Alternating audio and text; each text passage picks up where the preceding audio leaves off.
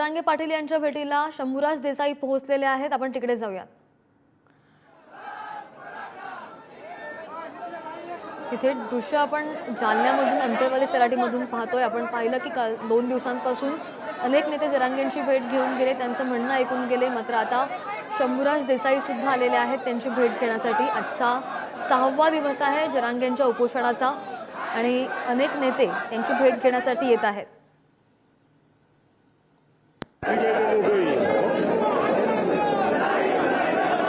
आपण पाहिलं जरांगेंची प्रकृती दिवसेंदिवस खालावत चाललेली आहे। त्यांनी उपचार तर घेतलेले आहेत, उपचार घेत आहेत, मात्र तरी सुद्धा त्यांची प्रकृती खालावत चालली आहे। अनेक खासदार आणि आमदारांचा जरांगेंना पाठिंबा दिसतोय आणि अनेक नेते सुद्धा नेते मंडळी सुद्धा जरांगेंच्या भेटीला येताना दिसत आहेत। आपण जर सराउंडिंगचा आवाज ऐकत असू, आजूबाजूचा आवाज ऐकत असू तर घोषणाबाजी पण खूप मोठ्याने होते।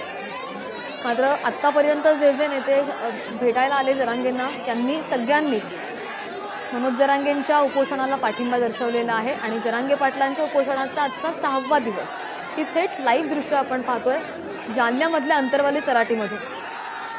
दुसरीकडे पाहिलं तर जरांगेंनी इशारा सुद्धा दिलेला आहे, आमच्याकडे जर दुर्लक्ष केलं तर मराठे तुमच्याकडे पुन्हा दुर्लक्ष करतील, असा इशारा जरांगे पाटील यांनी सरकारला दिलेला आहे। 2 दिवसापासून चर्चा होत्या की सरकारची एकही व्यक्ती जरांगेंना भेटायला आलेली नाही, मात्र तरी सुद्धा अनेक नेते हे जरांगेंच्या भेटीला येत आहेत आणि शंभूराज देसाई सुद्धा मनोज जरांगेंच्या भेटीला नुकतेच आलेले आहेत। आता त्यांच्यामध्ये नेमकी काय चर्चा होते, जरांगेंची पुढची भूमिका काय असणार आहे हे त्यांच्या भूमिकेतून स्पष्ट होईल।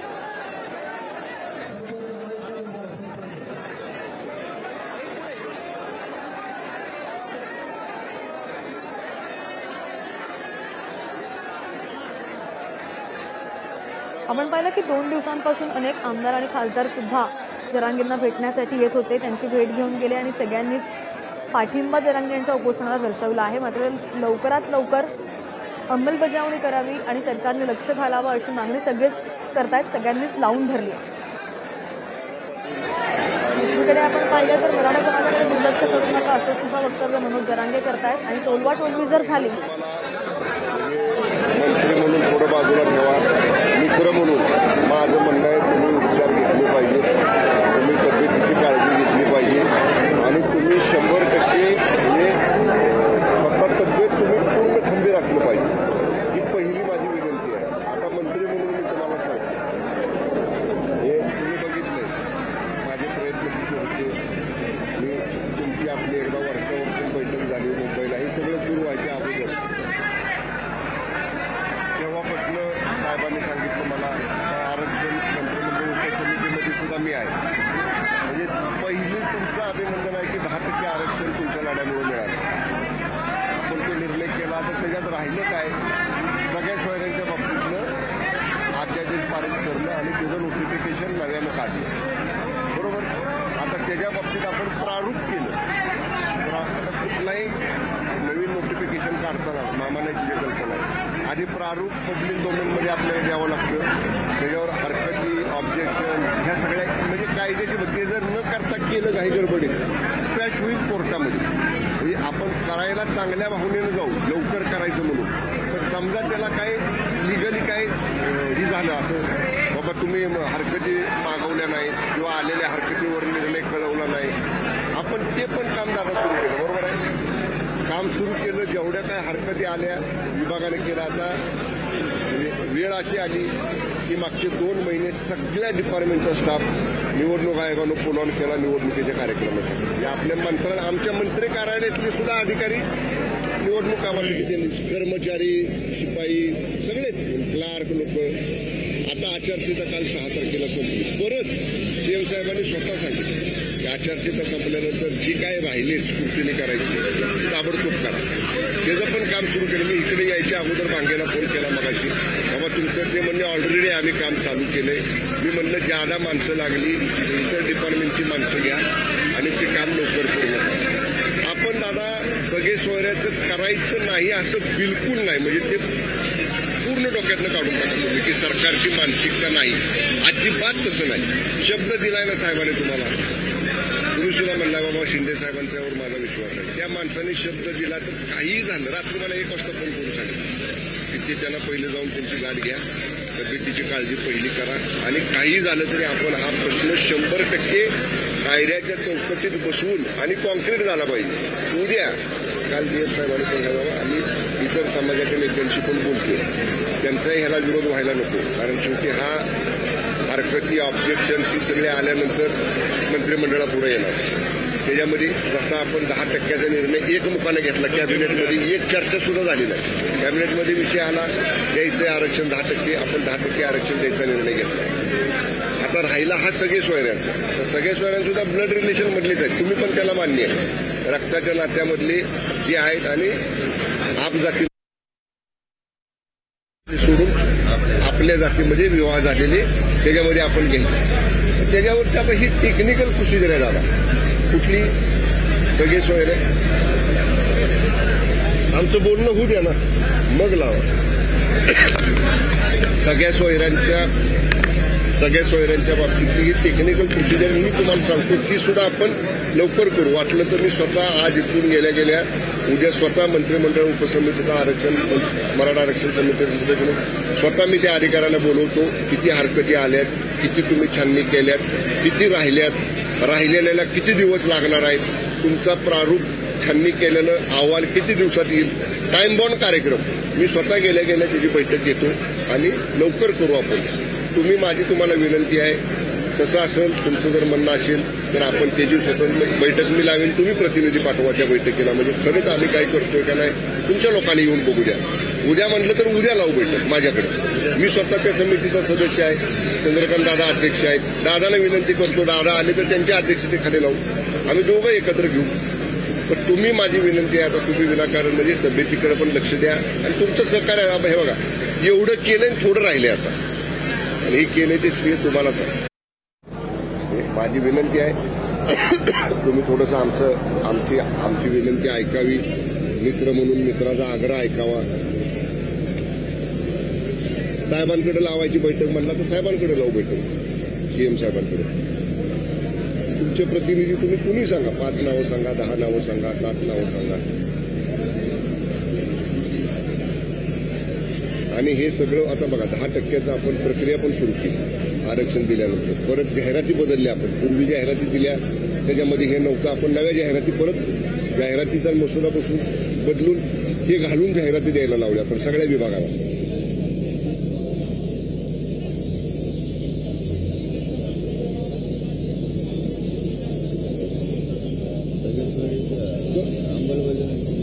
आपल्याला नोटिफिकेशन काढावं लागेल ना, तिथे प्रारूप काढल्या, प्रारूप त्याला कशी पद्धत असते दादा, एखादा अध्यादेश काढायचा तर त्याचं प्रारूप हे 2 महिने आपले ह्याच्यात गेले ना आता आचारसंहितेत, तेवढे 2 महिने तरी वाढवून द्या. जेवढा वेळ आचारसंहितेत गेला आपला नाही लागत, सप्टेंबरला लागणार.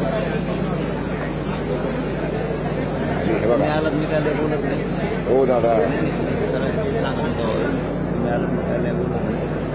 सगळ्या सोयरीला 5 महिने दिले, दादा 2 महिने आपल्या आचारसंहितेत गेले का नाही हे तर तुम्हाला मान्य आहे. आता तुम्ही रोज घेत करता राज्य नाही हो, घ्यायचंय का नाही घ्यायचंय सरकारचा अधिकार. करायचं ना आपण, नाही हे बघा बिलकुल नाही. घ्यायचंय का थोडा वेळ द्या आम्हाला. मी पहिल्यांदा आलोय तुमच्याकडे, थोडं तरी म्हणजे माझी विनंती आहे तुम्हाला. 2 महिने तर शक्यच नाही. मग तुम्ही सांगा, तोंडाला म्हणजे असं म्हणा नाही की तुमच्याबद्दलचा वेगळा आधार आहे. हे बघा दादा तुम्ही मला आता ही नाही अगदी बरोबर, ते नंतर फोनवर बोलू. समितीमध्ये प्रमुख आहे. मग काय केलं दादा मी काय केलं मी तुम्हाला कधीतरी एकदा भेटून ना मी मीटिंग वाईज सांगतो मी काय केलं ते. आता मला सगळ्या सोयऱ्याचं काय झालं, आपण ऐका ना, सगळ्या सोयऱ्याच्या बाबतीत आपण पब्लिक डॉमेनमध्ये ड्राफ्ट टाकला, हरकतीत आल्यावरती त्या रेकॉर्डवर ते घ्यावे लागते, त्या रेकॉर्डवर घ्यावेच लागतात ना, आपले नियमाने घ्यावे लागतात. उद्या मी सरळ सांगितलं तुम्ही यायलाच नव्हतं पाहिजे, म्हणजे मला बोलता नाही हो दादा, असं नाही. मी काय आधार असतो वेगळा तुमचा शब्द मी तरी कधी खाली करू, म्हणूनच म्हणतो तुम्ही यायला नव्हतं पाहिजे. मी तुम्हाला भाऊ म्हणून आलो, मी फोनवर तुम्हाला दादा म्हणतो नेहमी का नाही म्हणत, त्यामुळेच तर अडचण झाली ना. तर माझ्याकडे बघा पहिल्यांदा आलो मी, 2 वर्ष 1.5 वर्ष आंदोलन चाललंय दादा, मी आलो का कधी तुम्ही वेळ द्या, तुम्ही सांगा इतक्या वेळात द्या. मी तुम्हाला आत्ता सांगतो, लगेच आपण अधिकाऱ्याला बोलू बाबा किती दिवस लागणार आहे. उद्या पहिली बैठक, तुम्ही 2 प्रतिनिधी पाठवा उद्या बैठकीमध्ये. आपण बारच्या आपले विषय इथं सगळे सोयरे चांगलं हा गिरीश महाजन साहेबांचं आणि आपलं ठरलं होतं मराठा कुणबी एक कायदा 2004चा त्याच्यात दुरुस्ती करायची, पण त्याला मी आधार नव्हतो लागतो. त्यावेळी. मी तुमच्या कानावर टाकून ठेवायला लागलो, त्यांना विचार वाटलं आधार लागेल तर 57 लाख नोंदीचा आधार मिळाला आपल्याला. मिळाला. 57 लाख नोंदीचा आधार मिळाला. केसेस आंतरवालीतल्या आणखीन मागे घेतल्या. एक मिनिट, मी फक्त लिहून घेतो ते. ह्या मला विषय माहिती आहे. मराठी आणि कुणबीचा ना. मराठा आणि कुणबी कायदा पारित करायला आधार पाहिजे होतं. 57 लाख म्हणजे मराठा कुणबी असल्याने मिळाल्या. आणखी किती कायदा पारित झाले, किती आधार लागतो.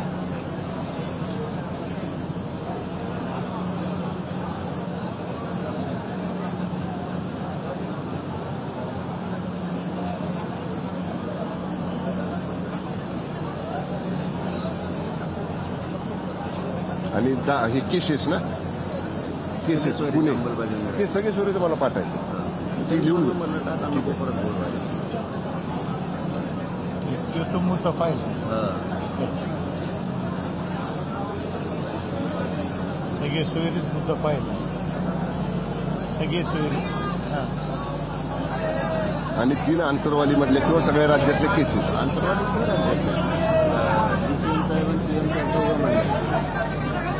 त्यांना रक्कम मिळली होती 4 दिवसात, त्याला झाले 9.5 महिने.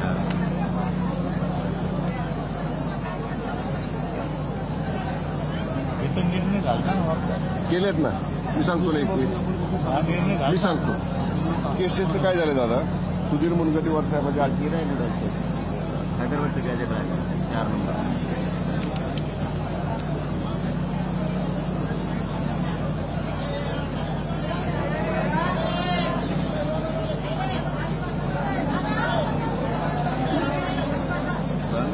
सगळं मागणी लिहून दिले. नाही, मी उद्या ही जी बैठक मी स्वतः साहेबांच्या समितीला 1 वर्षाची मुदत आहे. शिंदे समिती, जसे शिंदे समितीला ते नोंदी सुरक्षित ना ते चालू ठेवायचं काम. ते 3 महिने दिले शिंदे साहेबांनी आपल्या वाढून, मुख्यमंत्री साहेबांनी त्याला 3 वाढून दिले. तुमचं म्हणणं 1 वर्ष. हा, म्हणजे तिथं आणखी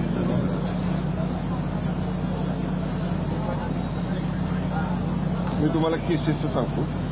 सुधीर मुनगंटीवार साहेबांच्या अध्यक्षतेखाली कमिटी, त्या कमिटीवर सुद्धा मी आहे की गुन्हे मागं घ्यायचं. आता त्याच्यामध्ये 2च गोष्टी आहेत. 5 लाखापेक्षा जास्तीचं नुकसानीचा कायदा एक पूर्वी आपण केलेला आहे. 5 लाखापेक्षा जास्त मालमत्तेचं नुकसान असेल तर ती घेता येत नाही.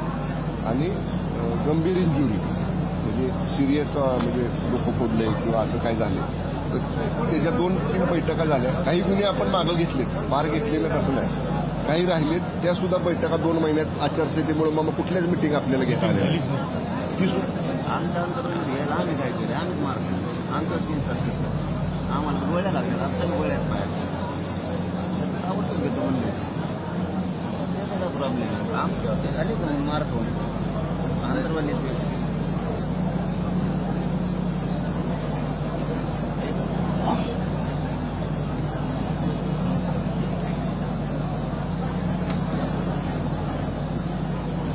उद्या मला वाटतंय दादा 2 माणसं तुम्ही कुणी तुमची पाठवा. कोणी येणार नाही. आम्ही मी फोन घेतो ना मिटिंग, मी स्वतः घेतो. म्हणजे तुमचा माझ्यावर विश्वास आहे ना. मी 100% मिटिंग घेतो. आम्हाला या 30 जूनच्या आज सगळं क्लिअर करून द्या. साहेब आता दिवस किती राहिले सांगा ना. आज तारीख किती आहे? 14. 15 दिवसात साहेब होणार नाही. किमान 1 महिना तरी दिला पाहिजे. काय साहेब तुम्हाला माघारी लावायचं नाही आम्हाला. 1 महिना द्या बोलायला लेकरांचं वाटलं झालं मराठीत. दादा. तुमच्यामुळे बिल इथपर्यंत होतं मग काल काय म्हणलं होतं मला मी 1 दिवस जाणार नाही, पण तुमचं यादी पडली तुम्ही येणार आहे ते आम्हाला माहित होतं. 15-20 दिवस जाणार असेल.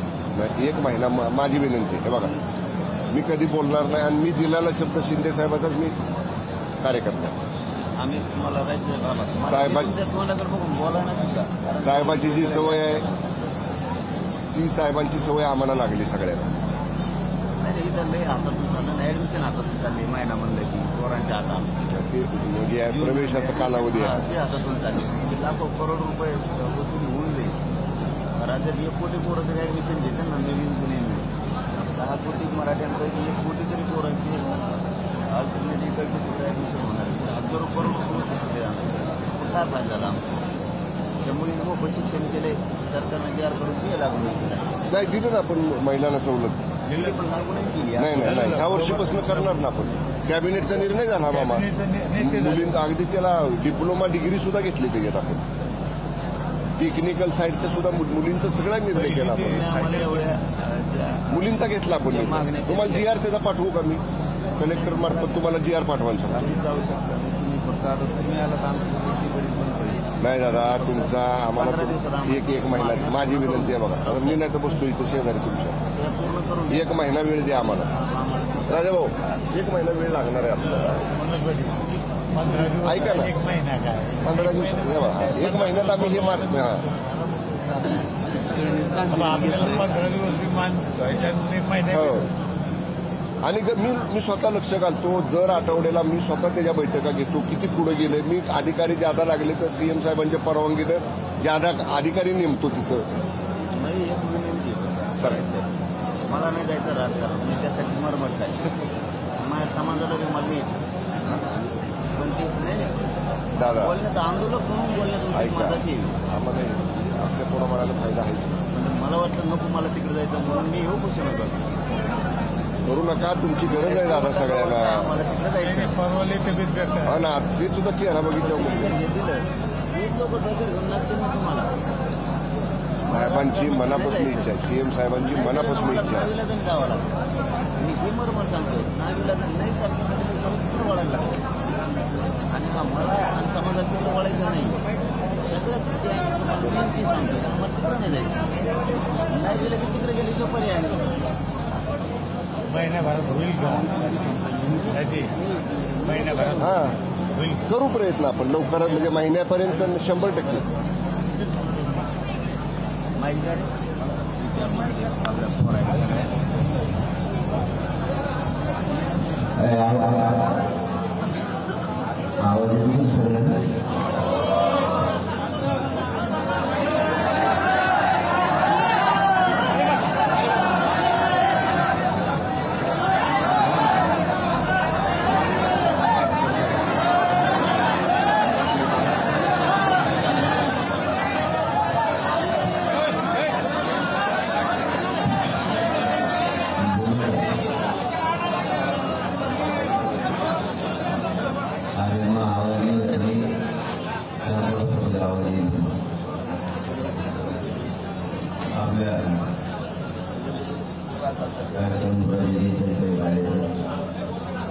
सरकारच्या वतीने मामा कोणी व्यवसाय कोणी राणसाहेब मायकाल्यावर आणि त्या भाषेनं सरकारच्या वतीनं शिष्टमंडळ आहे. आपल्या ज्या सगळ्या मागण्या सगळे सोयीची अंमलबजावणी ती तातडीनं करा म्हणून आपण उपोषण सुरू केलं. राजेसाहेब तुम्हाला बोलताना येत सांगायचं राहिलं. सगळे सोयरीची जी व्याख्या आहे ती आम्ही दिलेल्या व्याख्येप्रमाणे सगळे सोयरीची व्याख्या असली पाहिजे. आणि ही त्यावेळेस दीपक केसरकर साहेब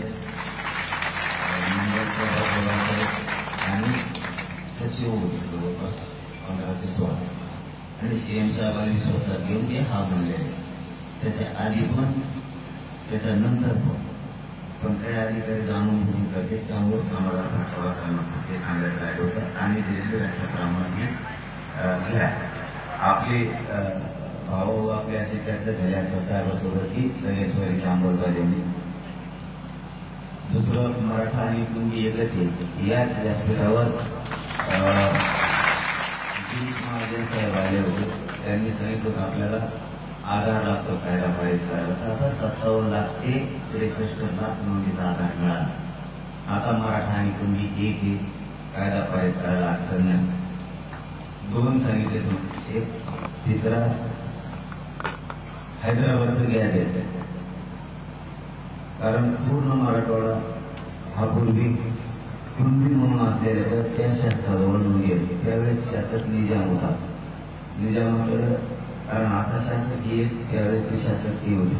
त्याच्यात मराठवाड्यात पुरा मराठा समाज हा कुणबी, तर ते गॅजेट लागू करावं. सातारा संस्थांचं सुद्धा गॅजेट, त्यामुळे बोर्डाचं तिकडे खाल्ले आहे आणि बॉम्बे गव्हर्नमेंटचं हे 3 विषय सांगितले. 18 दिवसापासून ते 3 विषय चर्चा झाली. चौथा, आपल्या अंतर्वालीसह राज्यातले सगळे गुन्हे मागे घेण्याबाबतची प्रक्रिया सुरू आहे. ते सरकार प्रक्रिया सुरू आहे, तर प्रक्रिया सुरू आहे का नाही माहीत नाही, पण आता राजेसाहेब आले थोडे हे शब्द आलेले म्हणून बोलायला लागलं. तुम्हाला माहिती नाही, कोणाची कळवळी नाही, कारण मी कोणालाच मोजित नाही, त्यामुळे मी कळत कळवळी. पण राजेसाहेब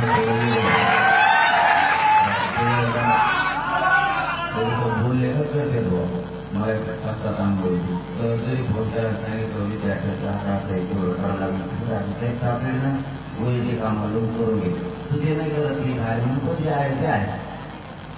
मध्ये 2-4 न्यायाधीशाचा विषय होता आपल्या, ते सुद्धा होत नव्हतं 5-6 वर्ष तरी त्यांनी केलं म्हणून ते आले, त्यांच्यासमोर विषय मांडला. आता केसीच्या बद्दलचं सांगितलं.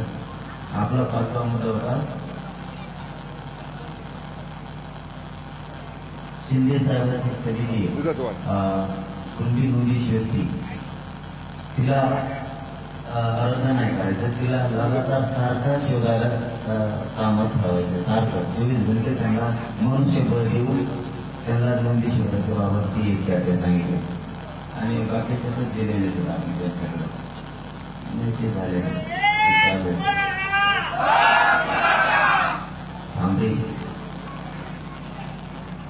त्याची मला कॉपी काढून द्या, नाही तर मला व्हॉट्सअप करा. तर त्या आपल्या ज्या एकूण मागण्या आहेत ना त्याविषयी सविस्तर चर्चा झाली. आता ह्या झाल्या खऱ्या मूळ राज्याच्या मागण्या. आता याच्या व्यतिरिक्त हे मागण्या नाही का, पण आमचा अर्थ मी सांगतो की ज्या नोंदी सापडल्या हे मागणी नाहीये, मागण्या या 5-7 सांगितल्या तुम्हाला, आणि 7 का 9 तरी ओरिजिनल मागण्या CM साहेबांकडे दिल्या आहेत.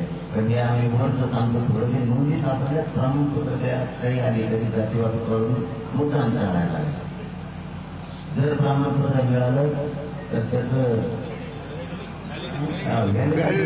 विनाकारण अडचण आणायला पोराला आता नीटला द्यायचे, म्हणजे ते तातडीनं द्यायचं सांगा, ते 2 सांगितले.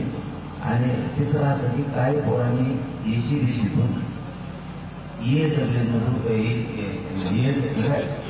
EWMधून फॉर्म भरलेले. जर ECBCतून EWS मधून जर ECBC द्यायचं असलं आता दिलं 10% आरक्षण त्यांना पोरांना, तर EWS मधून ECBC देता येते, किंवा ECBCतून त्याला केंद्रासाठी EWS मध्ये जाता येते. पण ज्या पोराजवळ कुणबी प्रमाणपत्र आता निघाले त्याला त्या दोन्ही सोडून OBC देता येईल, म्हणजे ते फुलं केलं नाही. जसं EWS आणि ECBCसाठी फुलं केलं एकमेकात झाल्या, तसं त्याच्याकडे ऑलरेडीच कुणबीचं प्रमाणपत्र आहे, ते म्हणजे अजिबात चालत नाही. तर ते सांगत नाही. राज्य सरकारच्या एखाद्या सचिवानामाचे आदेश द्यायला पाहिजे कुणाला, ती संस्था असलेल्या संस्थेच्या चेअरमनला किंवा EMDला, मग ते लोकसेवा आयोग असो किंवा सारखे असो, ते काय काय असतील त्यांच्या राज्य सरकारकडून लागतात. म्हणजे हे तुम्ही प्रमाणपत्र दिले, तुम्ही ते ग्राह्य धरावं, तुम्ही दिले आणि त्याला ते घेता येणार नाही, तर याचा येऊन देणार EWS मधून आणि ECBCतून आली तर येऊ देणार त्याला. तर ती मार्ग तेवढा एक फुलाला, म्हणजे हे एक जनरल आणि तुम्हाला फोनवर बी सांगतो की जनरल मध्ये होता, पण ते ऍडमिशन मला पोराचं लय गरजेचं आहे. एवढे फोनवर सांगत होतो. तर आपल्या ज्या मागण्या तुम्हाला पहिल्या सांगितल्या याच्यात माझं म्हणणं आहे तुम्हाला 5 महिने आम्ही वेळ दिलेला आहे. 2 महिने दादा आचारसंहितेत गेले. हा त्यातले 2 महिने समजा आचारसंहितेत गेले, नाहीतरी अधिकारी काय तुटून पडतच नाही, त्यांना त्रास लावा लागतो. असा तुम्ही आल्यामुळे तर आम्ही आता आणखी गेले. तुम्हाला माझी कामाची पद्धत सकाळी मला जो कळत आम्ही म्हणलं त्यांना कॅन्सर होतात बघा, कॅन्सर होतात बघा, त्यांना विचारतो मी त्यांना, कारण मला काय राहायचं नाही पोटात आणि तोंडात असं नाही. मी जातीसाठी पुरा येणार आहे, मी मराठी सुद्धा घेतले मला जातीसाठी. मला मी नाही ऐकून घ्या, म्हणजे तुम्ही आले आमच्या आणखीन अडचणी झाल्या. तर आपल्या ह्या विषयात राज्य साहेब चर्चा झाली सगळ्या विषयात. मी एक दिवस सुद्धा द्यायचं कारण असं आमची नव्हतं. मागणी 2 महिने होती, 1 महिना तरी करा. हा ना, मग आमचं राजेसाहेब मी 1 घंटाही मागे येणार नव्हतो.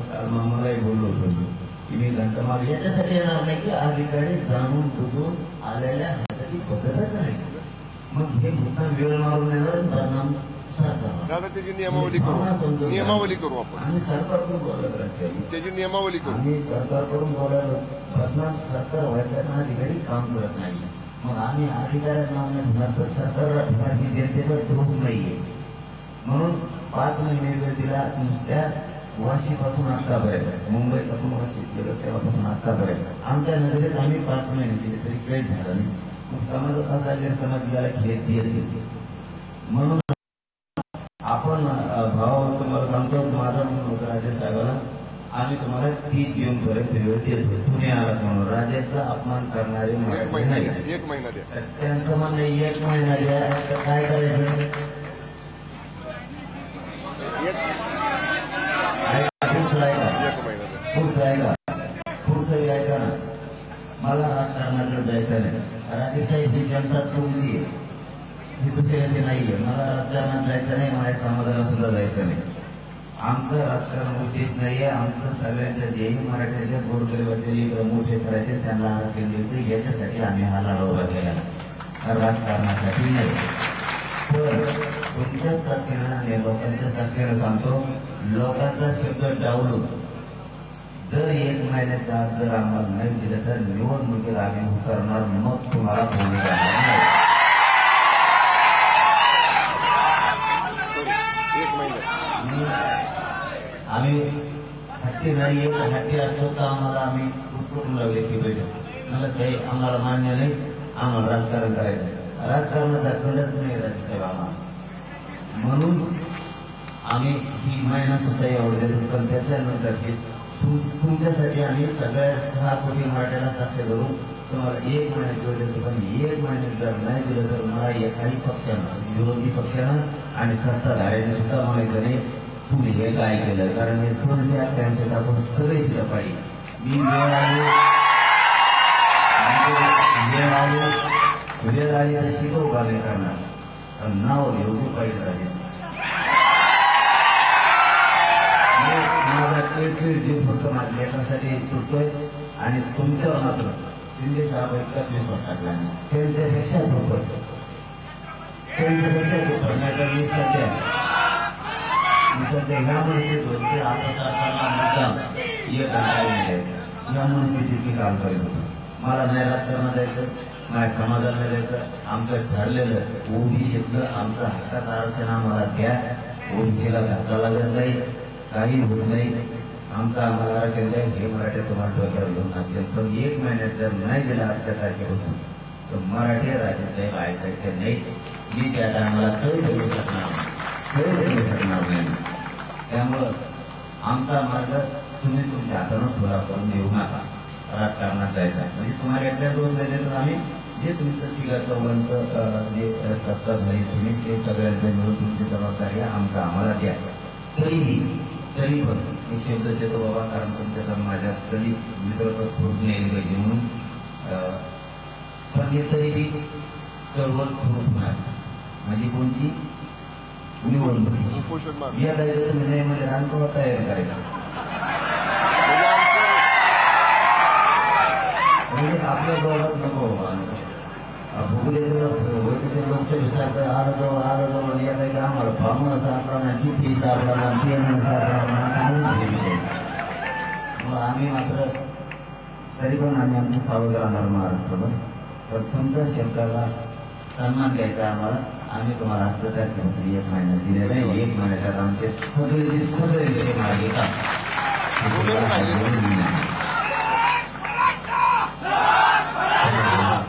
लोकांचे राजेसाहेब बोलते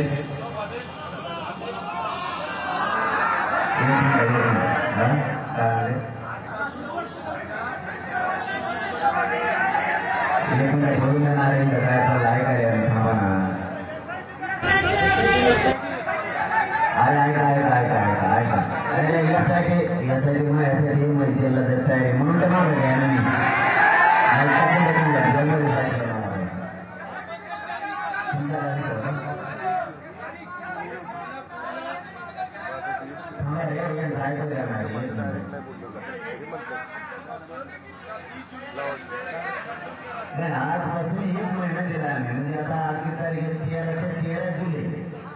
14 जुलैला 1 सेकंदाचा ऐकणार नाही. राजेसाहेब असेल तर मला तरी शक्यतो माहिती खाली जाणार नाही. तिकडं काही करतील ते खाली जाणार नाही. मला आलेल्या अनुभव आता मी आता सांगितलंय, पण आता त्यांना जर दुसऱ्यांनी करून घेतलं तर त्यांना तर काय दोष द्यायचा, कारण फॅन पाडून टाकू मग सगळे.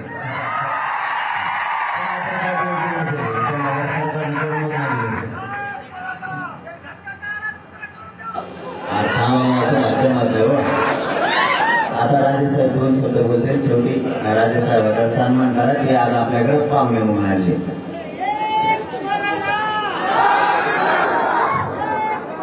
आज महाराष्ट्रामधल्या सकल मराठा बांधवांच्या हक्कासाठी, आरक्षणासाठी गेले अनेक वर्ष त्यांनी या ठिकाणी आंदोलन उभं केलं. ते सन्माननीय मनोजदादा जरांगे पाटील साहेब, मंत्रिमंडळातले आमचे सहकारी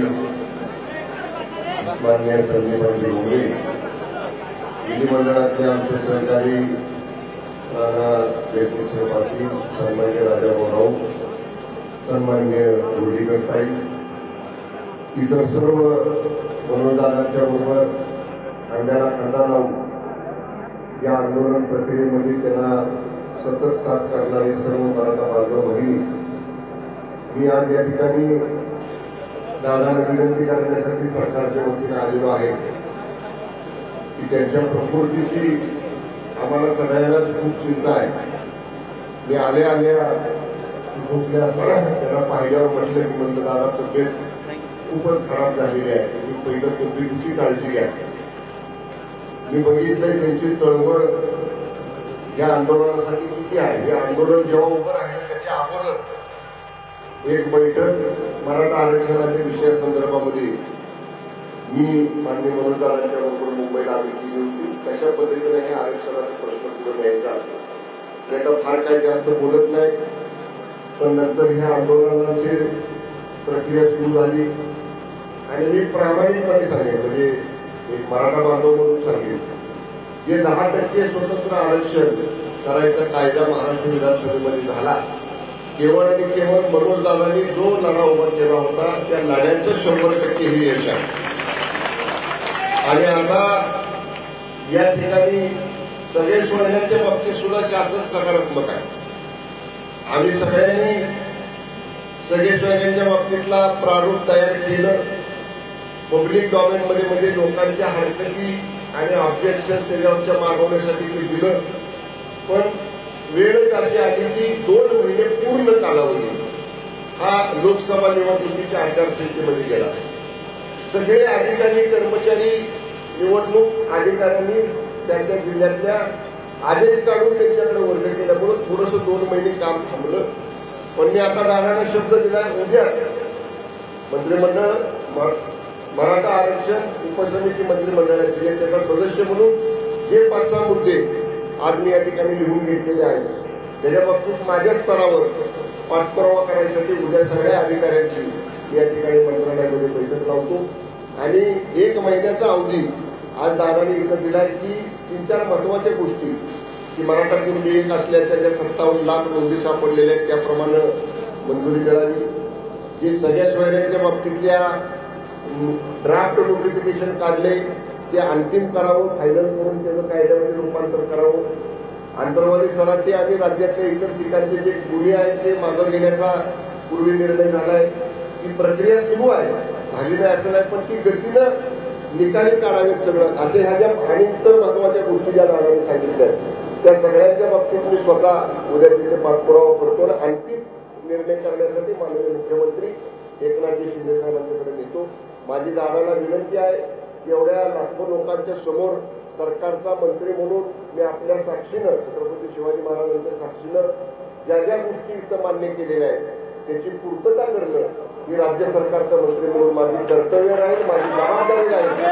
आणि निश्चितपणे माननीय मुख्यमंत्री एकनाथजी शिंदे साहेबांच्या नेतृत्वाखाली हे सरकार मराठा समाजाच्या आरक्षणाचा सगळ्या सोयऱ्यांच्या अंमलबजावणीचा लवकरात लवकर म्हणजे जो 1 महिन्याचा वेळ दादाने आम्हाला दिलेला आहे त्याच्या आत निश्चितपणे याच्या बाबतीत सकारात्मक निर्णय आम्ही घेऊ एवढी ग्वाही देतो. आमच्या सगळ्यांना तुमच्या सगळ्यांच्या विनंतीला मान देऊ दादांनी हे उपोषण स्थगित करावं अशी परत एकदा दादांना या ठिकाणी मी विनंती करतो. एसआयटीच्या बाबतीत माझं थेट मुख्यमंत्री महोदयांशी बोलणं झालेलं नाही, परंतु आमदार राजेंद्र राऊत साहेब इथं आहेत. ते म्हटले की फडणवीस साहेबांचं त्यांचं बोलणं झालेलं आहे आणि दादांचं पण मला वाटतं फडणवीस साहेबांचं बोलणं झालेलं आहे. त्याच्यात सुद्धा तुम्हाला बोलले ना फडणवीस साहेब, त्याच्यातला सुद्धा निर्णय लवकरच आपण या ठिकाणी घेणार आहोत. मला एसआयटीच्या बद्दल काल फडणवीस साहेबांचा फोन आला. ते म्हणले तिला मारून टाकलं. काय म्हणते तर मला इंग्लिश येत नाही. हा ते करून टाकलं, मारून टाकलं म्हणले तरी एसआयटीला. कार्यक्रम लावला बंद करून टाकले म्हणजे बंद पाडले म्हणले काल. मग आता पाळली का नाही माहित नाही, पण ते राऊत साहेबांच्या फोनवर फोन आला. राऊत साहेब म्हणजे हे राजेंद्र आमदार राऊत साहेब त्यांच्या फोनवर आलं ते काम करून टाकलं म्हणजे तिथं. मग आता ऐका नाही, पण तुम्ही काळजी करीत जाऊ नका बरोबर. जाऊ द्या नाही एसआयटी त्यांना मला मध्ये टाकायचं ना, मध्ये जायचं बघून मध्ये काय. आणि आणखी बोलता राजेसाहेब राहून गेलं याच्यासाठी महत्वाचा आहे विषय की हे आंदोलन 10 महिन्याला सुरू आहे. याच्यात जर मी पहिल्यापासून सांगतोय, पण आजही जबाबदारी सांगतो माझ्या मराठा समाजाच्या समोर, या आंदोलनात जर कोणी तुमच्याकडून म्हणजे सरकारकडून कामं घेतली असली, कोणी पैसे घेतले असले, मग नाव सांगून का ना, मग मी का सांगायचं मला तेवढी यादी आहे.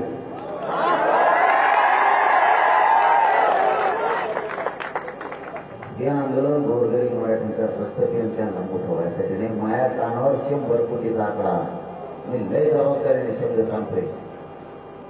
मग वेळ आली ना, मी कोण म्हणलाय त्या माणसाचं नाव सुद्धा घेत असतो. जो माणूस तो मला मानला. मग ते चौकशी करायची असली तर करा, तू म्हणलाय कसं त्याला. हे जर याच्यात कोणी करेल असं मग त्यात मी बी असलो तरी सुट्टी, मी असलो तरी सुट्टी नाही, माझ्या शेजारचा असला तरी सुट्टी नाही. मला खूप गोष्टी ऐकायला मिळाल्या. माया गरिबाचं चांगलं व्हावं म्हणून या आंदोलनाने. आणि कोणी जरी तुमचं नाव सांगून जर कोणी सांगितलं हे काम करा, ती बदली करा, किंवा हे 10 लाखाचं ग्रामपंचायतला द्या, 40 कोटीचं समृद्धीचं द्या, आणखी 2-4 पंचमीच्या कामावर ते द्या. ज्याला कळालं ना त्याच्याबरोबर नसेल बरोबर चालणार राजसाहेब, तुमच्याकडे पण त्याच्याबरोबर बरोबर चाललंय. मला खूप माहिती मिळाली डेंजर. मग हे जर असं त्याला मात्र मराठ्यांचा रक्त घेऊन मोठं नका, त्याच्या कष्टावर त्याने व्हावं आमचं काय म्हणणं आहे. पण माझ्या गोरगरीब लेकरांचं आंदोलन बोलून त्यांना मोठं व्हायचं हे कुठाने नको. आणि जे पत्रकार परिषदा तुमच्या आडून लोक काही जण बरेच जण गेले, ते एकदा थांबवा तुमच्या हातात लगेच काही कोणी बी आमच्या त्या थोडी दे मुंबईत येऊन बसले त्यांना तिकडे गुलाबजाम खाऊ घाली दे. ते आमचे बाबा खूप बोलत आहे तिथं ते सरकारचे कोण पण चांगलं हे करते ते थांबवा. आता हे राजेसाहेबांचं झाले तर आपण आमरण उपोषण हे स्थगित करतोय. आपल्या जे आहे बहिणीने काही मार लागला होता राजसाहेबांच्या, त्यांच्या हाताने आपण ते पाणी घेऊ. पण एक महत्वाचं सांगत राहिलं ते ऐका, अन्न ऐका. एक मिनिट. आता शक्यतो मला असं वाटतं हे आंदोलनातून एक कमी याच्यात करावं. या गावाला त्रास होता कामा नाही हे माझं प्रामाणिक म्हणणं आहे. ऐकावं का सगळेजण काय नंतर वाजलं. हे गाव पवित्र झालं आंदोलनासाठी. एक आणखी मिनिटं मुद्दाम देतो तुमचं त्यांचे. हे गाव पवित्र मानलं जातं मराठा समाजाचा. याला त्यामधून काही जण कलंकित करते. जरा माझ्या भावना समजून घेतला. मला हट्ट नका धरत जो विधन करायचं. मला वाटतं ह्या गावाला डाग लावू शकते. चांगलं नाव झालेलं आहे गावाचं, पवित्र नाव झालेलं आहे. याला पंढरी म्हणजे थोडक्यात मराठीची आपला समाजिक आदर असं म्हणतो की ते माती कपाळाला लावतं. काही जणांचा जाम दुधून वेळा उचलला असला तर हे गाव जितकं नावावर उभं आलं ना तितकंच कलंकित होत असतं. कारण एक लग्नात आनंदाचा दिवस असतो, एक एवढं जर त्या लग्नात होतं सगळ्या लग्नात वाटत होतं तसं हे गाव पवित्र झालेलं आहे. एका खुशीत मात्र जर ठरवलं की आडत चालायचं तर आडत चालून ते कार्यक्रम होत असतो. मला वाटतं हे नाही स्थिर आता एकतर ह्या सभागृहात ठेवून आमचे बापूची तिथं बोळे बोळी ठेवा तिथं तिकडची वर्ग सुद्धा कमी करावी या गावात त्रास होता कामा नये. कारण त्रास नाही झाला तरी त्रास होईल असं घडून आणून जातीय तेल निर्माण करायचे प्रकार या गावात होणार आहे. त्याच्यामुळे हे गाव झालंय. मी लढायला सांगितले मी कुठं लढलं, मी माया मराठ्यासाठी कुठं लढलं, हे माझ्या प्रामाणिक म्हणून सांगितलंय मी तुम्हाला. मला माहिती आहे गावाने मला त्याशी काय उत्तर दिले. गावाने मला उत्तर दिलेलं मी म्हणून जर उभी शकत नाही. त्यांनी सांगितलं पुरा गावाने जरी गोळ्या घातल्या पुरा गाव जरी मारलं तरी महाराष्ट्रातल्या मराठ्यासाठी आम्हाला सगळ्यांना मारायचं, आंदोलन घालवायचं नाही असं त्यांनी सांगितलं होतं. पण आता मी खूप जबाबदारीने तुम्हाला सांगितलंय मंदिराला दर्शनाला त्रास नाही झाला पाहिजे.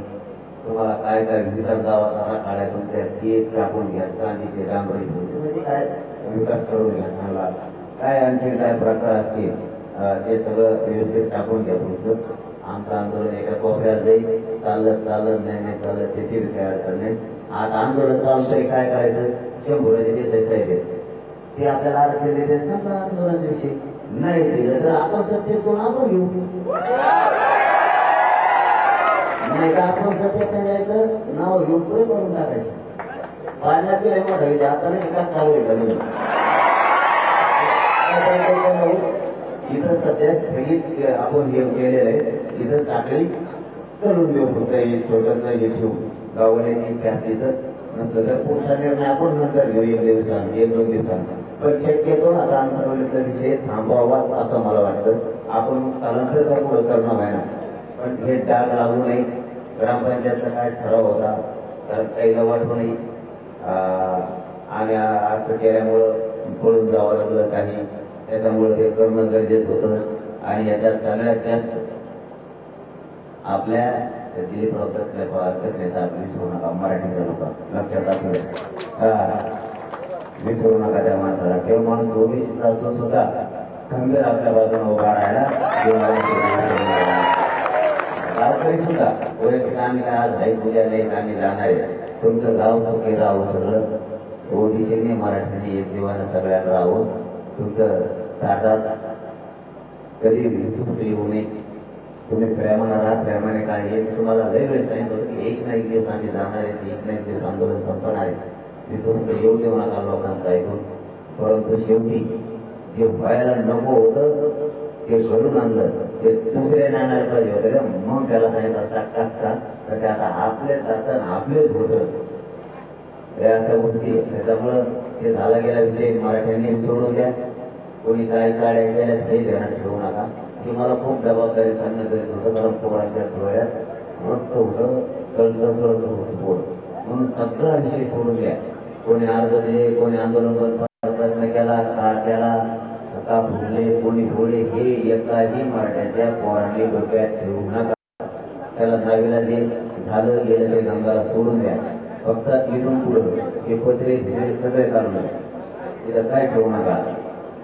आता 2च ठरले आपलं, कारण ह्या गावाला त्रास करणार आहे मुद्दाम, म्हणून मी जाहीरच सांगून टाकलं ते मुद्दाम घडून आणणार आहे. या गावात जाते त्या गावात निवेदन द्यायला होते, त्या गावात जाते त्या गावाला निवेदन द्यायला होते. म्हणजे या गावाचं पावित्र्य जाऊन याच्या मागचे येऊ दे.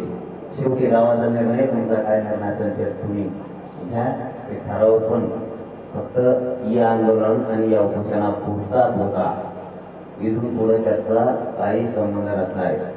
गावातल्या 900-950 मराठा आणि ओबीसींनी मिळून सह्या दिल्या होत्या की आंदोलन इथंच होणार आहे, बंद नाही होणार. त्यांचंही मनापासून कौतुक करतो ज्यांनी सह्या दिल्या होत्या त्यांचं सगळ्यांचं आणि ठरावाच्या सगळ्या मेंबरचं पण. आता मात्र हे इथं काय करायचं विकास काय करायचंय तुमचं काम चालू द्या. कारण आंतरवाडीत पूर्वी येणं जाणं राहू द्या. कारण आपल्याला पुढचे 2 कामं करायचे. मला तर 99% सांगतो राजेसाहेब पडल्यामुळे हे आरक्षण मिळालं. आता आंदोलन सुरू राहिले नाही राहिले, नाही पडले तर मला तिथून पुढं बंद करणं तरी आंदोलन खरंच नाहीये. कारण तुम्ही सगळे मला तिकडं रस्ता त्याच्यामुळे तिकडे फाईट करणंच एका वगैरे होणारच होतं. त्यापेक्षा आपलं इथलं आंदोलन दुसरीकडे स्थलांतर करायचं का काय करायचं तो नंतर बघू आपण नंतरचा तो वेगळा विषय तो आजचा विषय नाही की गावकरी बसतील फक्त एकच या गावातल्या सगळ्या ओबीसींनी मराठ्यांनी 10 महिने खंबीर साथ दिलेली त्यांचा मनापासून आभार एकमेकाचे दुरावे सोडून द्या म्हणून तुमचे दुरावले असतील ते सोडून द्या कोणाचं मत किंवा मतभेद झाले असले तर ते सोडून द्या मोठ्या मनानं आणि एक जीवन आपण शेजारी पाजारी एकमेकाच्या शिवाचे एकमेकाच्या बांधावर आपल्याला जायचंय एकमेकाच्या प्रयत्नाने आपले जायच्या तुम्ही जरी आमच्या विरोधात अर्ज केला असला आंदोलन करावं म्हणून तरी तुमच्या प्रयत्नाने आमच्या वावरत तरी आम्ही काय आणि त्याने आम्ही कलेक्टरला सांगून म्हणलं असं ते उचल होतं लढाई आम्ही तसे वागणारे मराठी नाही त्याच्यामुळं आपण मतभेद सगळ्यांनी सोडून द्या सगळे विषय सोडून द्या पुण्या गोविंदाला जसा दिवाळीचा सण असतो तसं अंतरवाल्यातल्या सगळ्या बांधवांना प्रेमाने इथून पुढं वागावं ही विनंती करतो सगळ्यांना आणि मनापासून आभार शंभूराजे देसाई सरांचाही खूप खूप आभार आपण आता राजे स्थगित करा हा उपोषण आज स्थगित केलंय मात्र ते रेग्युलर सगळे उपोषणानं पलीकडे सुरू होईल आणि मला वाटतं उद्यापासून कीर्तन सुद्धा सगळे बंद करावे उद्यापासून कारण कीर्तनाचा काही जणांना खूप त्रास होतोय नीटला पुढे शिकत पुढं आता त्यांचे काय आता नीट नाहीची तरी शिकत ते म्हणले वर जर जाता येताना शाळेत जाताना गाड्या ऍडिशनल सोडून तरी ते कोणत्याही काढत होते कोणाला ते येतच नाही तरी पण ते त्यामुळे सोडून दिला आता आम्ही सगळ्यांनी आजपासून आमच्या मनात गावातल्या एकाही माणसाविषयी द्वेष भावना नाही परिसरातल्या एकाही माणसाविषयी आमच्या मनात अजिबात राग नाही आजपासून ओबीसी मराठा हा वाद राजेसाहेबांसमोर सांगतो आमच्या डोक्यातून पूर्ण आजपासून निघाला त्यांनी सोडून द्यावा सगळ्यांनी धन्यवाद ताई या ताई ठीक आहे ठीक आहे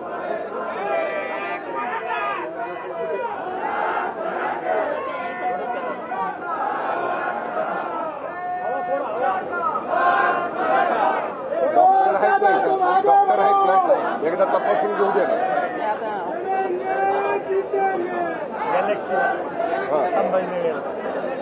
सांगितलंय तिथं सांगितलंय सांगायला पाहिजे ते आपलं उद्या मी पहिली बैठक लावतो आणि फोनवर संपर्कात राहतो कोणाच्या फोनवर बजरी कोणाच्या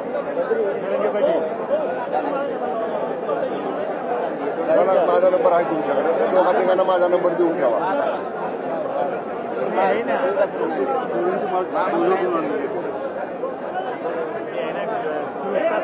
आम्ही आहे बरोबर रात्री सीएम